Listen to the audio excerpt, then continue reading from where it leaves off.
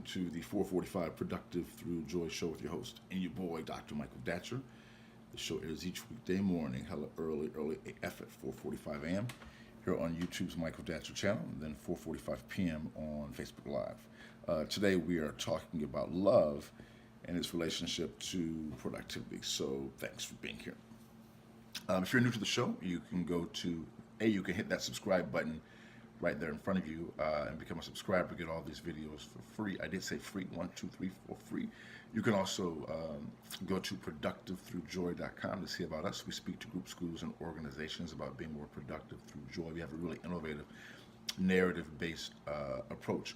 Everyone's life tells a story, and we use the story that people's lives have told about themselves in the past, the story their life is currently telling about them, and the story that they would like their life to tell about them in an aspirational sense to really get at how they may be more productive. A really innovative approach, as you will soon see. So thanks for being here. Again, for those of you who are new, allow me to say a few words about myself. This is your host and your boy, Dr. Michael Datcher. I'm the author of the New York Times bestseller, Raising Fences, which was a Today Show Book of the Month pick. That book's film rights were optioned by the actor Will Smith, whose people call my people, and I eventually agreed to write the screenplay for that particular project. I'm also the author of the acclaimed historical novel Americas, which is set 13 miles from Ferguson, where, of course, Michael Brown was murdered. God bless him and his family. What else should I say? I should also say that I'm the board president of the World Stage Literary and Jazz venue, 501c3 venue here in Los Angeles, in the Crenshaw district. 7 days a week of extraordinary programming, workshops, jazz workshops, vocal workshops, youth workshops, full service press. I mean, we do it all. Go to theworldstage.org to learn more about that. My educational background is UC Berkeley as an undergraduate. My master's is from UCLA. And my PhD in English literature is from the University of California at Riverside. I'm currently a professor of English lit at LMU at Loyola Marymount University here in Los Angeles. I'm an expert at being productive, right? I don't say that to brag or boast, but people are oftentimes surprised at my level of productivity given how crazy my own personal narrative is. I'm the product of a young girl who was raped at 16, gave birth to me at 17, and then subsequently gave me up for adoption to an amazing single divorcee who did an amazing job, of course, raising me. Yet at the time, there was no biological father, no adopted father. Listen, difficult times for the young MD. Yet, as Kool Modi famously said, "Ha, you like me now." And if I can be this productive and be so through joy, so can many of us who are watching this show, so thanks for being here.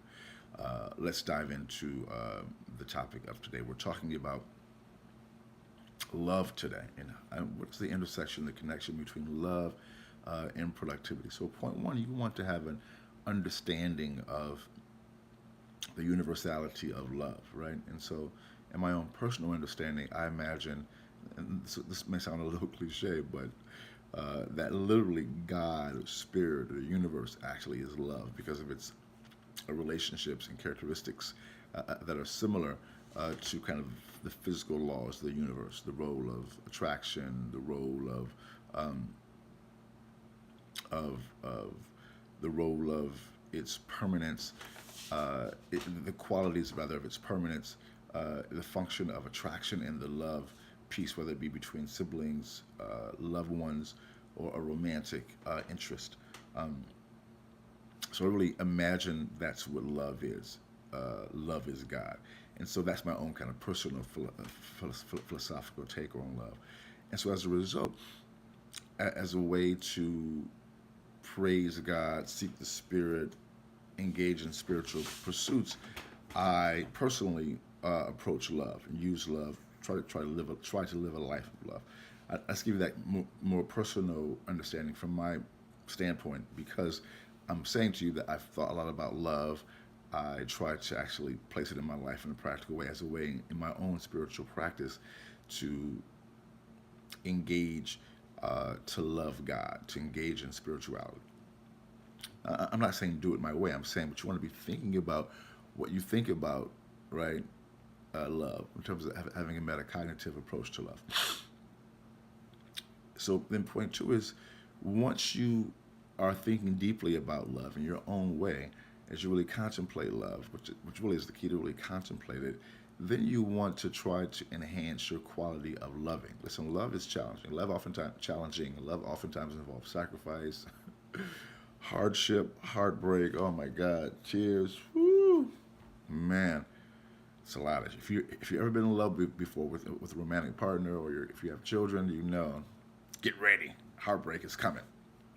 Um, and at the same time, it's also beautiful and powerful, and best thing ever, right? So you want to begin to have an attitude of, you want to enhance your lovingness. You want to improve upon your lovingness. We want to be better at loving, which goes right into point three. Well, how do you become better at loving? It isn't like it's uh, working on your free throw shot if you're a basketball player. Um, it isn't like it's working on you're going to the gym, but actually it is, right? You can do things. You can engage in an enhanced loving pursuit in part by preparing your heart to love.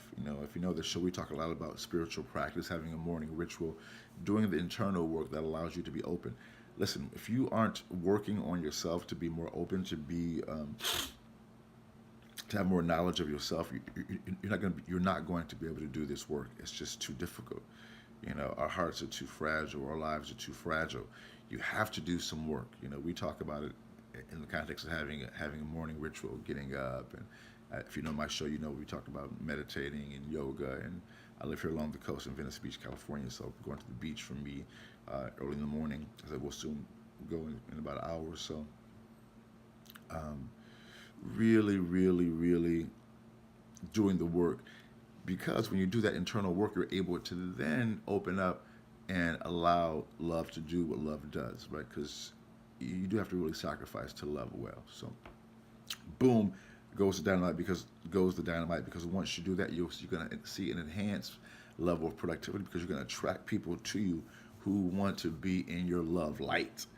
And the thing about being a lover is that when you are shining light of love on people, you just feel great. You're happier, you're joyful, you're shining. And when you shine, as the light does, when you shine, people are going to be drawn to your light. And that is the key to having an enhanced level of productivity.